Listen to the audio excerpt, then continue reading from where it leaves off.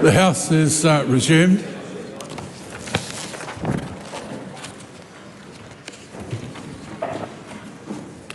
I'm sure that members wish to welcome Mr. Kyoto Tsuchi and his delegation who are in the gallery from the House of Representatives of Japan.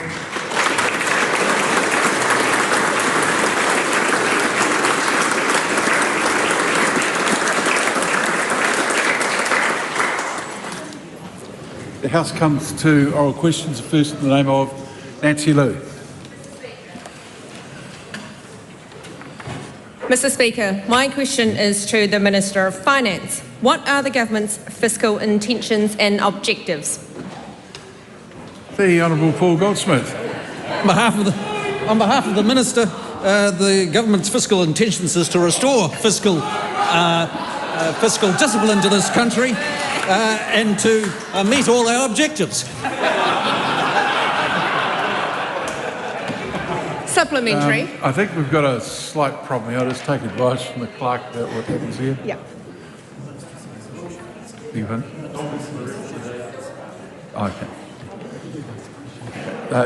It's clear that the Minister is in the House and can answer. Nancy Liu. A point of order. The Right Honourable Chris Hipkins. It is absolutely true that the Minister of Finance is now in the House. However, another minister has already started answering the question. I don't think I've ever seen that happen before. It does create a somewhat complicated issue for the House, in that a minister who has answered the primary question should be subject to follow-up questions, not somebody else taking over midstream. No, well, that's an interesting view, but as the member will know from his long experience in this House, it is up to the government to decide who answers any given question on the day.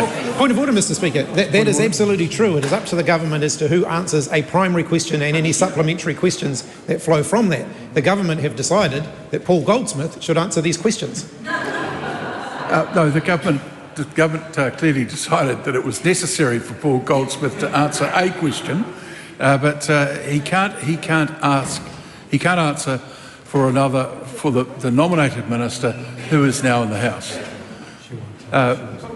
Mr. Speaker. Yeah, we can go on for a long time on this. We can indeed. Yeah. If that is the case, then surely if a minister is identified by the government that they think should answer the primary question, and the supplementary line of questioning goes in a direction that they weren't anticipating, it's not unreasonable now for the government to ask that the minister who is most appropriate to answer that question starts answering the questions midstream. Well, that's an interesting view, and I'm sure it would be the view that I'd take if I was in your position, but the standing orders are quite clear that the Minister is in the House. The government has the right to nominate who answers questions. The primary, of course, is on notice, so the expectation would be that the content of that answer is well shared across the ministry. Nancy Liu. Supplementary, Mr. Speaker. What is required to achieve the government's fiscal strategy? The Honourable Nicola Willis. Mr. Speaker, restraint is required. The government is currently spending more than it is collecting in revenue. That is not sustainable, as ongoing deficits must be funded by more and more borrowing. Fiscal consolidation is required to unwind structural deficits and, in the first instance, stop the rise in public debt as a proportion of the economy. It's worth noting, Mr. Speaker, that the interest costs on New Zealand's debt are already more than the combined amount of funding we are able to provide to the police, the Defence Force, Customs, the Ministry of Justice and Corrections combined.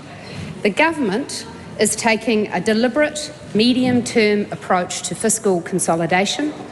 This is not austerity. This is what you do to avoid austerity. Mr. Speaker, the interest bill we are having to pay on the debt accumulated by the last government, it means that our choices are more limited than they would otherwise be. Supplementary. Just questions about to be asked. What levers does the government have to drive fiscal consolidation? Mr. Speaker, the government has two fiscal levers. One has the label control spending. The other has the label increase taxes.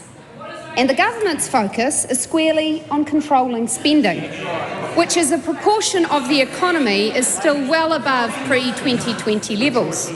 I know others in this House, if they even care about the fiscal position, would go straight to the increased taxes lever. Mr. Speaker, that would be a huge blow to households' cost of living and to economic growth, just as the economy is coming out of a protracted downturn. Supplementary. Nancy Lou. How is the government's fiscal position affected by economic forecasts? Well, Mr. Speaker, the government can control what it can control. However, some of the biggest changes to revenue and expenditure are outside the government's direct influence. The economy affects the amount of revenue the government expects to receive. It also affects expenditure. For example, growth in benefits, superannuation and finance costs are driven by economic variables. And, Mr. Speaker, as I outlined in answer to the previous question, the interest bill which the government faces on its debt is something which requires us to pay off over time. Of recent updates, a series of downside revisions to economic forecasts have made the government's fiscal goals much more challenging to achieve.